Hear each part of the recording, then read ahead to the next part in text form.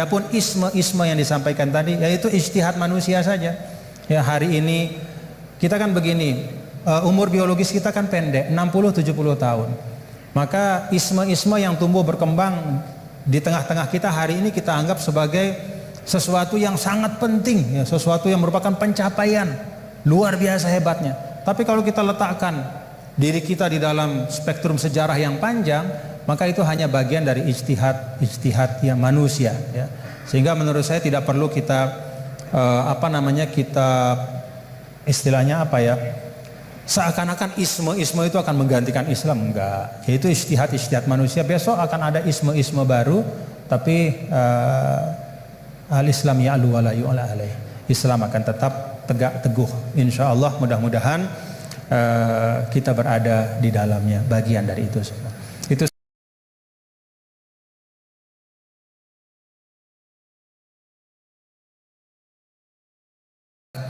Assalamualaikum warahmatullahi wabarakatuh. Ya, menarik pemaparan dari guru kita semua terkait dengan Islam harus membahagiakan. Yang pertama, tafsirnya adalah sekarang ada paham materialisme, itu juga menawarkan kebahagiaan.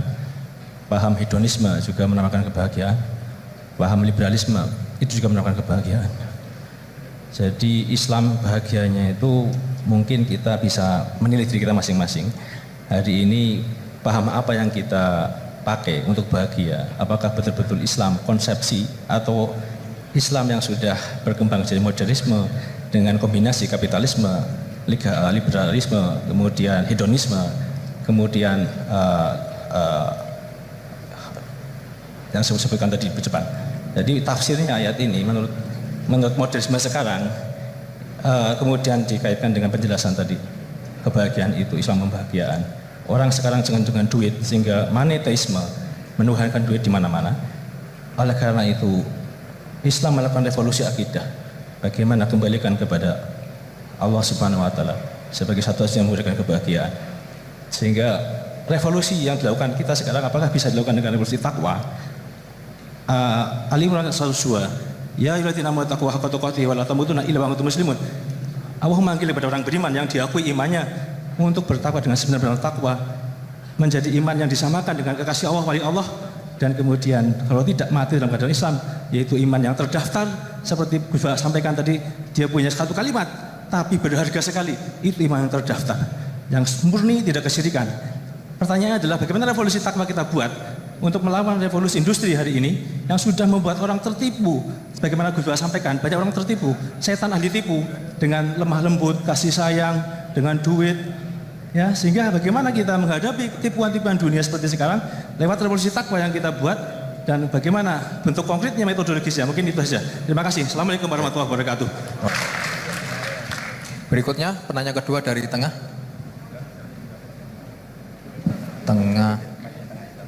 Oh ya, silakan Mas Pade.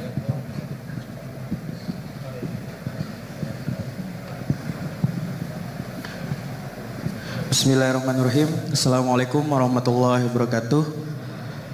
Sebelumnya terima kasih saya ucapkan kepada Pak Bajar sebagai moderator telah mempersilahkan saya dan memberi kesempatan. Sebelumnya saya memperkenalkan diri, saya Engki Kurniawan dari mahasiswa Prodi Ekonomi Islam Angkatan 2020. Tanpa mengurangi rasa hormat kepada Al-Mukarram Tuan Guru dan Gus Baha, saya ingin mempertanyakan yang tadi sempat disinggung di awal, yaitu tentang tadayun ma'kus, tentang kekeliruan dalam beragama. Gitu. Kita tahu sekarang bagaimana tentang perkembangan teknologi yang menyebabkan informasi-informasi itu berkembang secara masif mengenai agama-agama gitu, tentang pelajaran-pelajaran dan tafsir Al-Quran gitu. Yang kita tahu tadayun ma'kus ini tentang bagaimana orang-orang menyampaikan yang kurang penting di atas sesuatu yang penting gitu. Nah, sebagai kami mahasiswa gitu yang masih awam tentang agama, bagaimana sih gitu cara kita menangkis agar tidak terjerumus atau terjerat dengan pembahasan-pembahasan yang kurang penting dan menjerumuskan kita ke dalam sesuatu yang sesuatu yang buruk gitu, yang kayak memunculkan perdebatan dan kontroversi. Gitu saja Pak. Terima kasih. Wassalamualaikum warahmatullahi wabarakatuh. Waalaikumsalam. Terakhir dari Putri. Pak, paling depan kerudung biru. Oke, silakan, Pak. Bismillahirrahmanirrahim. Bertanyaan fikih sangat sederhana tapi saya tidak paham. Saya bacakan bagaimana cara mengajarkan istihadah yang memudahkan kepada anak perempuan yang belum baligh, Gus Baha. Karena kalau kami jelaskan dengan menghafal dan memahami syarat-syarat tamyiz, mereka kesulitan. Dan kalau perempuan tadi sudah paham belajar istihadah tanpa memahami tamyiz, apakah selanjutnya perempuan tersebut harus belajar istihadah dengan memahami syarat-syarat tamyiz? Sampun. Tiga penanya. Berikutnya kami berikan kesempatan kepada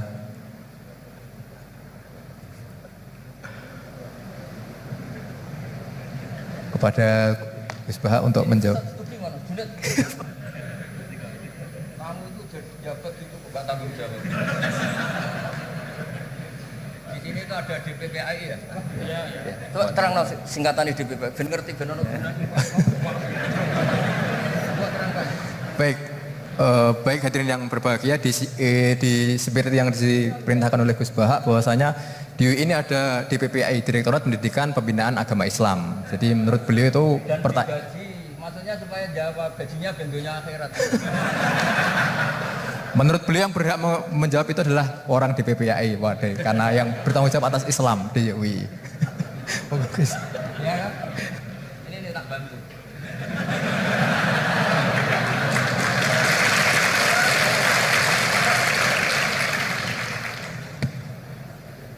Jadi harusnya kan sudah tugas, mandat, ada SK-nya, ada fasilitasnya. Kalau gaji itu kayaknya kasar fasilitasnya. Jadi harusnya yang jawab itu ya ketua DPPA, iya. Tapi sudahlah karena saya ini orang baik tak tolong.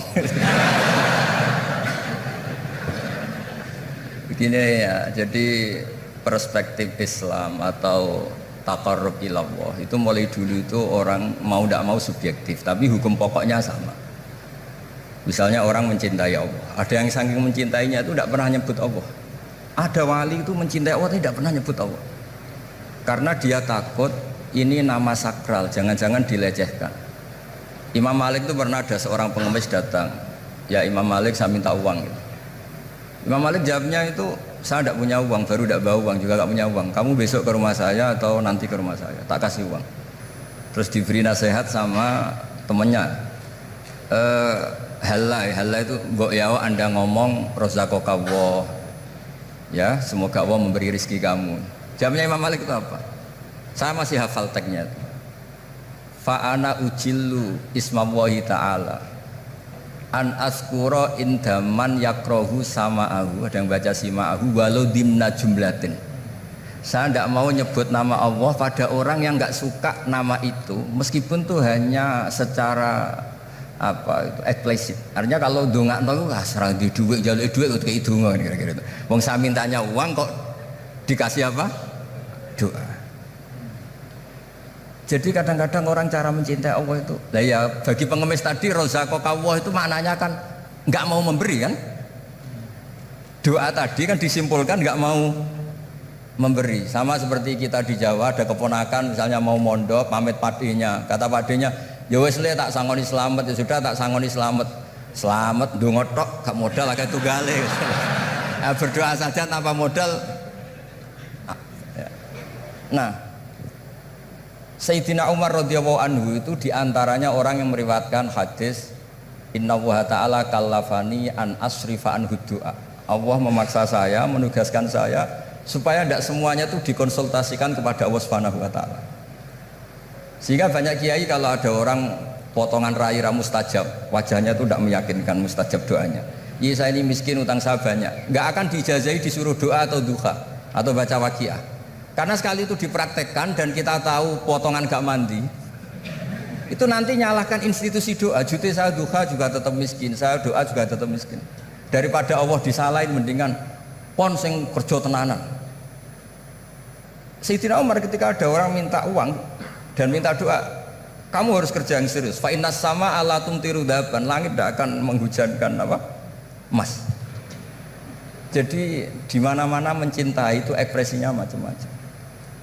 Ada ulama yang saking senengnya umatnya Nabi seneng silaturahim.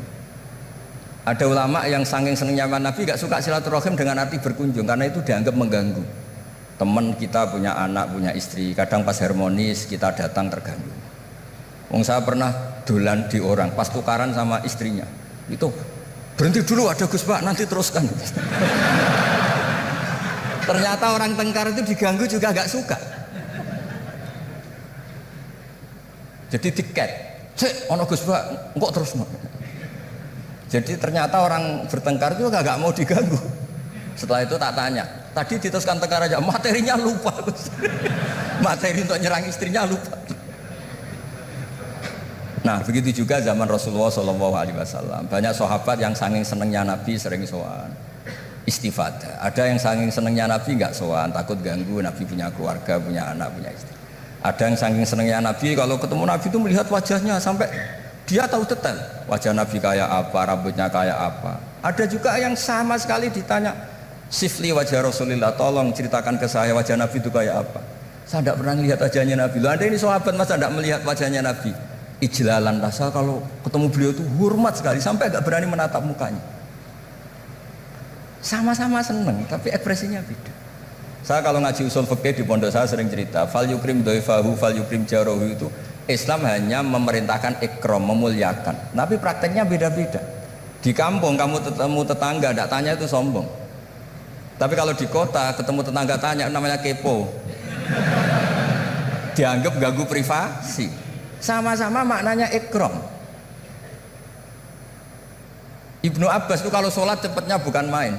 Katanya seneng Allah, munajat lah, kok seneng cepat, berarti gak begitu seneng. Tapi Ibnu Abbas kebalik cara tanya, kenapa kamu kalau sholat cepat? Setan nata-nata mau goda saya, ternyata saya selesai, jadi kecelik dia.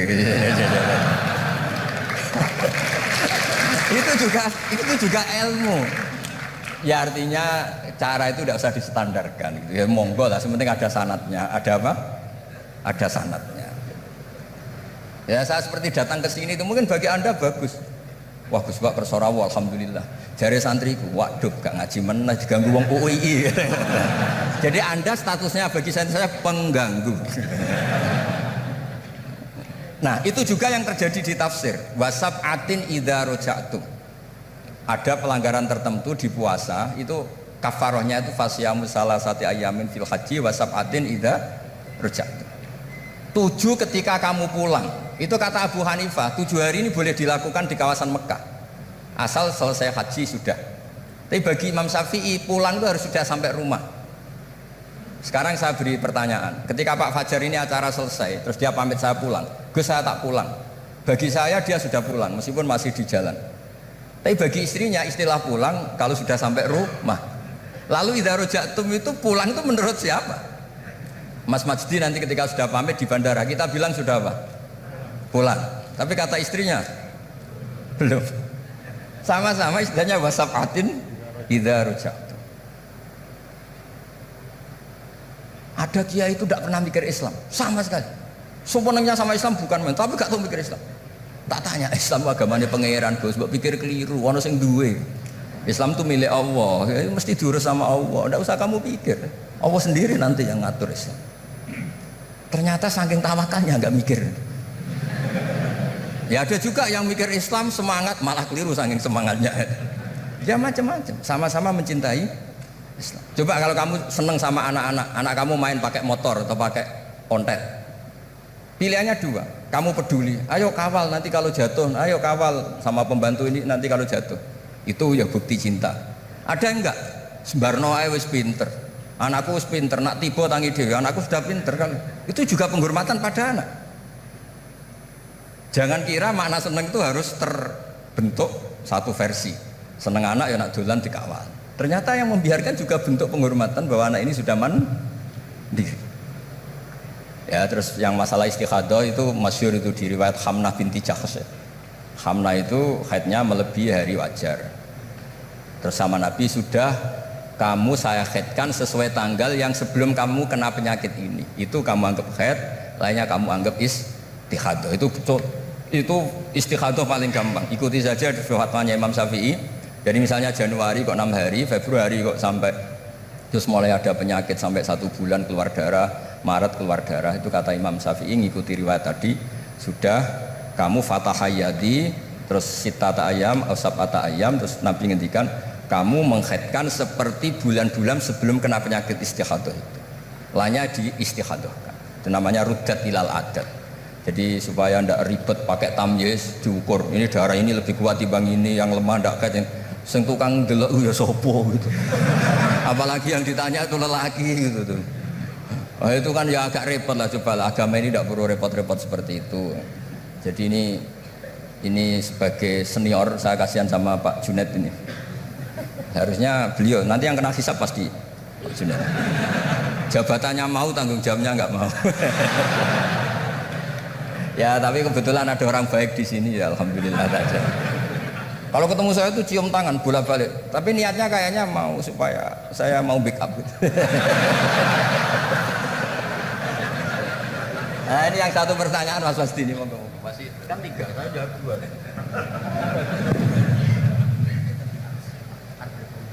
Harus revolusi teknologi efek di agama.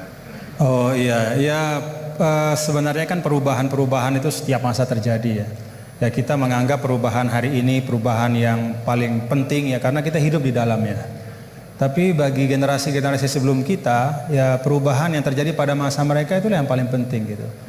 Dan beragama kita hari ini ya itu kan juga sebagiannya dibentuk dari bagaimana para ulama kita dulu merespon perubahan-perubahan yang ada pada masa mereka.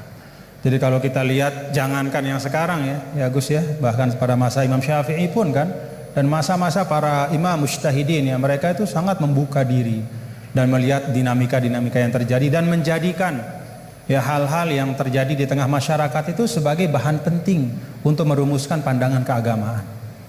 Dan karena itu kalau misalnya Al-Azhar ya, Al-Azhar Syarif itu sekarang punya perhatian pada 3 hal saja ya ketika bicara tentang pemikiran keagamaan. Yang pertama tafkik al-fikril mutatarrif. Jadi membedah dan mempreteli pemikiran yang ekstrim, mengembalikan kepada manhaj wasati. Itu yang pertama. Kemudian yang kedua tajdid al-khitabid dini, yaitu memperbaharui al-khitab, cara kita menyampaikan sebenarnya kan al-khitab itu kan cara kita mengajak orang beragama. Supaya cara kita mengajak orang beragama ini tidak membuat orang semakin jauh dari agama ya. Jangan membuat ya seperti tadi beliau sampaikan, bahkan Rasul pun hati-hati ya, ketika menjawab pertanyaan dari masing-masing sahabatnya. Nggak ada Rasul itu gebiah uyah. Ya pokoknya ini mentang-mentang ini sahabat saya semua, saya kasih satu patokan plek harus kayak gini, nggak ada. Yang nanya tentang mana amal yang paling afdol dilihat oleh Nabi kan gitu Gus ya. Dilihat kira-kira oh ini ternyata orang yang kaya misalnya, oh amal afdal itu paling banyak adalah berinfak, paling bagus. Dilihat kayak begini keadaannya macam-macam disesuaikan sesuai dengan mukhatabin. Itu Rasul ya, para sahabat juga begitu. Artinya apa? Beragama itu adalah sesuatu yang hidup. Tadayun itu ya taharruk, bergerak terus ya. Nah tadi disampaikan bagaimana cara kita merespon dalam situasi yang berubah seperti ini. Yang pertama yang nggak usah galau. Tadi beliau sampaikan agama ini milik Allah Ta'ala. Jadi kita jangan menggalaukan diri kita, menganggap diri kita lebih penting ya. Tidak ada manusia yang sangat penting sehingga dia tidak tergantikan dalam kehidupan kecuali para nabi dan rasul. Ya siapapun itu, fungsinya pasti akan ketika sudah masanya dia pasti akan digantikan. Dan semua orang menunaikan tugasnya sesuai dengan kewenangan serta apa yang diberikan oleh Allah Subhanahu wa taala. Jadi tidak usah kita galau ya. Yang paling penting adalah menurut saya ya terus kita ngaji seperti ini untuk mendiskusikan hal-hal bagaimana kita bisa beragama masing-masing nyaman semuanya ya. Kita bisa beragama dengan nyaman, dengan tenang seperti tadi kata guru saya is'adul insan fid darain, supaya kita beragama dan kita bahagia ya, beragama bahagia. Ya, dan itu memang pesan dari Islam. Adapun isme yang disampaikan tadi yaitu ijtihad manusia saja. Ya hari ini kita kan begini, umur biologis kita kan pendek, 60-70 tahun. Maka isme yang tumbuh berkembang di tengah-tengah kita hari ini kita anggap sebagai sesuatu yang sangat penting, ya, sesuatu yang merupakan pencapaian luar biasa hebatnya. Tapi kalau kita letakkan diri kita di dalam spektrum sejarah yang panjang, maka itu hanya bagian dari ijtihad yang manusia ya.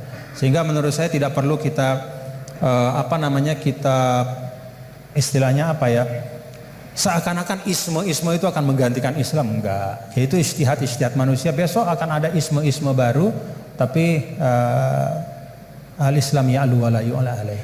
Islam akan tetap tegak teguh, insya Allah. Mudah-mudahan kita berada di dalamnya, bagian dari itu semua. Itu saja yang dapat saya sampaikan. Terima kasih sekali lagi atas kesempatan pada hari ini, Pak Rektor, Bapak Kepala Badan Wakaf dan semua. Jazakumullah khairan katsirah. Mudah-mudahan kita bisa jumpa dalam kesempatan yang lain. Assalamualaikum warahmatullahi wabarakatuh.